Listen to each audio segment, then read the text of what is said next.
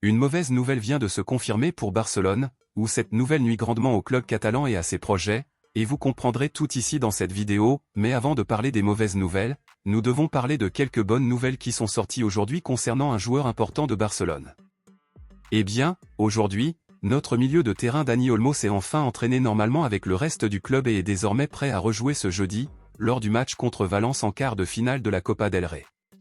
Comme Pablo Gavi sera sous observation dans les prochains jours en raison du coup qu'il a reçu à la tête lors du dernier match, il est prévu que le joueur reste sur le banc. En conséquence, Hansi Flick peut opter pour Dani Olmo ou Fermín López comme milieu offensif titulaire lors de ce prochain match à la place de Gavi. Alors, à votre avis, qui devrait être le milieu offensif titulaire de Barcelone lors du prochain match, Dani Olmo ou Fermín López? Laissez votre avis ici dans les commentaires. Passons maintenant à l'actualité principale, bombe exclusive de dernière minute. Un club espagnol a fini par recruter un joueur, et cette signature pourrait sérieusement nuire au projet de Barcelone et du club catalan cette année-là, et nous parlons du Real Betis. Il s'avère que le Real Betis a officiellement annoncé la signature de l'avant-centre colombien de 25 ans, Cucho Hernández, qui a joué pour Columbus aux États-Unis. Mais en quoi la signature de Cucho Hernández fait-elle du mal à Barcelone?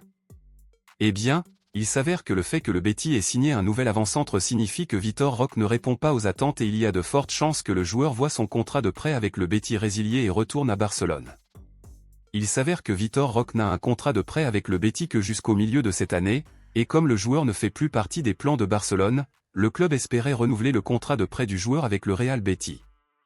Si le Betis abandonne Vitor Roque et le renvoie, c'est une mauvaise nouvelle pour Barcelone car le club a l'intention d'ouvrir un espace de fair play financier pour réaliser une grosse signature au milieu de cette année.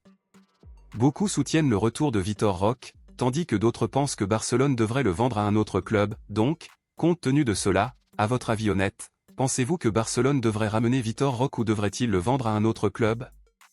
Dites-le moi ici et je lirai votre commentaire, je vous verrai dans la prochaine vidéo.